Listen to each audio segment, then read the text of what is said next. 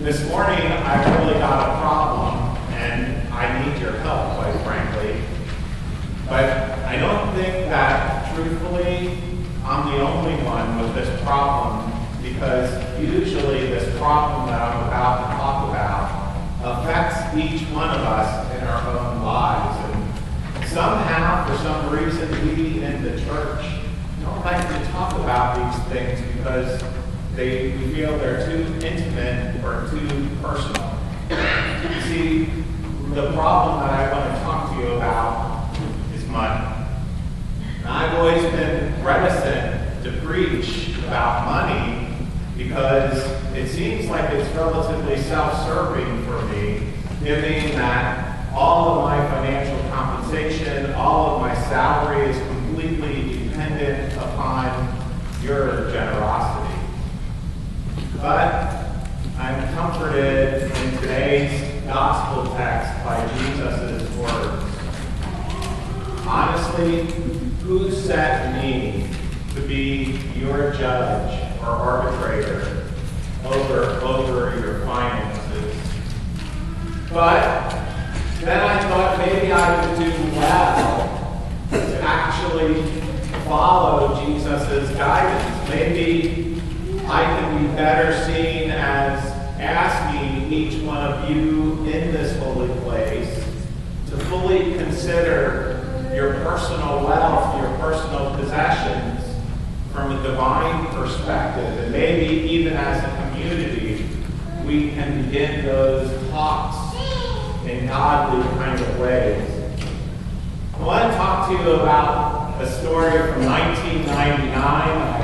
For those of you who know me, usually I follow those 6 P's in life. Proper preparation prevents poor performance. But I have to tell you, there was a lot of things that were hidden from me when I went to seminary, and probably it was because I didn't want to see them. You see, I was sure that when I got to seminary, that there would be health care for myself and my family, that I'd be able to continue working in the job I was working and carry health care. And guess what? No health care, and it really wasn't available to me in a meaningful way. When I got to Gettysburg Seminary, I realized that the major educational building, its name is Valentine Hall, was under this major reconstruction. But because I had never been to the seminary before I actually got there, I had no idea that this was the major building. And so my first year of seminary classes, we literally had classes in the kitchen.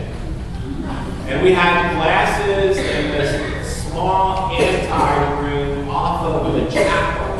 And we had classes in what used to be storage closets. And my entire class were in these rooms, and they were incredibly uncomfortable and probably not super conducive to learning. But what I realized within my first few weeks of classes is that there was this intimacy that existed between myself and my colleagues, my peers, and there was this great intimacy that existed between our teacher and my class. So for the first 2 years of my seminary experience, it felt as if everyone at the seminary were on this pilgrimage, that we were in this pilgrimage together, and that everything we did and said affected one another, and really our mission became to share that with the world around us. And then in my 3rd year of seminary, I went off to have a wonderful internship at St. Peter's in Lancaster, and when I got back to the seminary, it was amazing. The Grand Valentine Hall was now open. And it is a thing of beauty if you've never seen it. Huge classrooms with internet capability and all of these fancy things for technology. Areas designed to promote fellowship and gatherings. But in my senior year of seminary, I felt more disconnected from my community than in any other of my 3 years of my seminary existed. Why? Because the spaces were almost too large. The intimacy was kind of lost in this desire to get the biggest and better thing. And quite frankly, ironically, after a few years of Valentine Hall being in existence, the seminary started to struggle paying the bills and started to struggle in all these other areas. And suddenly, what once seemed like this incredible, wonderful idea of building this bigger barn or building this bigger building, all of a sudden started to rear its ugly head in the seminary communities across the ELCA. Now face this crisis of what do we do? What is our next step? Here's my problem. And all too often, I believe I know it's not true. Here in the United States, somehow we believe that wealth or the possession of goods can insulate us from our fears and our insecurities.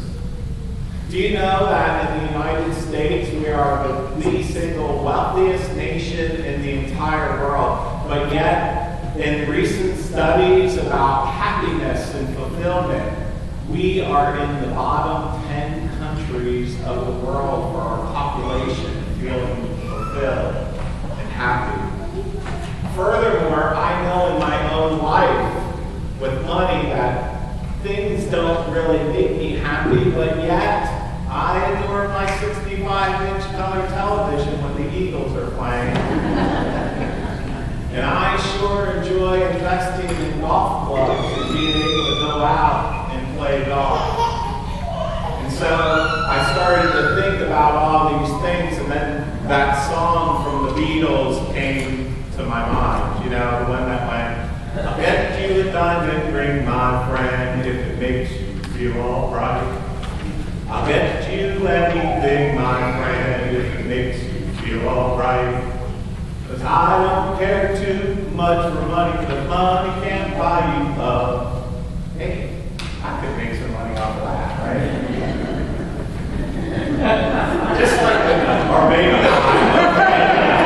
It's not Bruce Billiard or Let Ryan Ball. Just listen.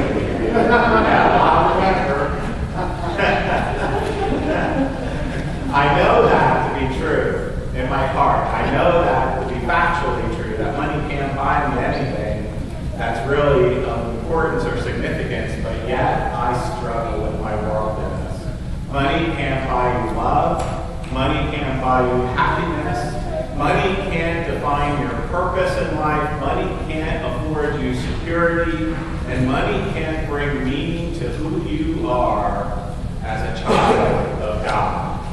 And that reality, that both scares me and yet somehow makes me hopeful. Scary because I ask myself, why does Jesus call this farmer a fool? After all, we're not told that that farmer is wicked or evil or somehow deceived, that was deceitful with other people to get money away from them. No. We're told that this farmer worked hard.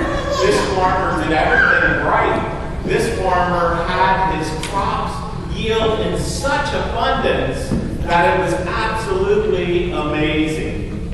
This farmer was just like me and my struggle to follow the American dream. Jesus says he's a fool because Jesus says you're placing too much value in your material wealth. And in your material wealth, you're not using to help those around you. You're not being dependent and trusting God. And you're not sharing the abundance that God naturally provides you with the world around you. Here's what I'm also scared about. If I'm honest with myself, I know that I always catch myself in a dream that's similar to that farm. I'll say to myself things like, if I just had a little bit more savings in my IRAs, then I'd be able to retire earlier. Or if I just didn't have to pay so much every month in rent, think of what I could do. Or if I had just a little bit more money, then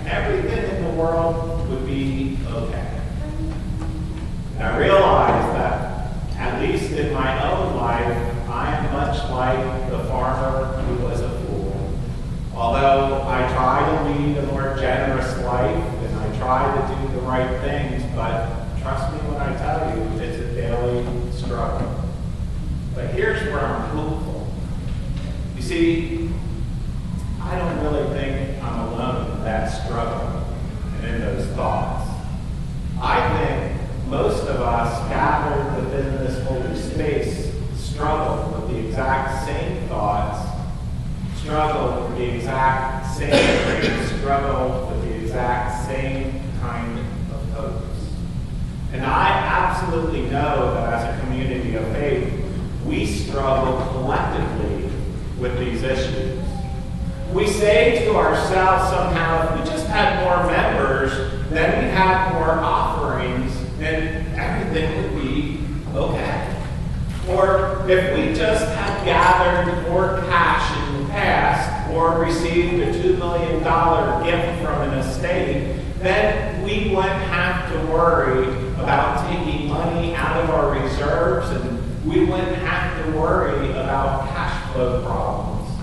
And we say to ourselves, if our pews were as filled as they used to be, then just everything would be fine and dandy.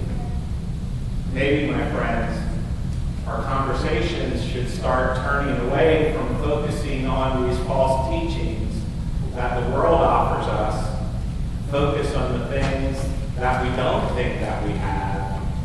We should be paying attention to, focusing our efforts on the abundance God has provided us, and how we would be better stewards of the wealth that we have. Maybe, as Jesus suggested, our thoughts should not be about building or maintaining bigger barns than we possibly need, but rather how we should utilize the resources that we have to strengthen our relationship with God and to strengthen our relationships with one another and our neighbors. To declare in this world that is so caught up in material wealth that we will proclaim one heart at a time that truly the kingdom of God has come near. That we are actually pilgrims on a journey, and invite others to join us to travel on that road with us. That we will not only proclaim to live a life which proclaims that we are here to truly help each other, but that we actually will live that kind of life as a community that walks together. And together, we'll bear the load for one another and the world around us. In the end, I think the Beatles had it right. Money can't buy us love. Money won't buy us dignity. Our possessions won't give us hope or security or even acceptance in the world. The only thing that does these things is our relationship with our God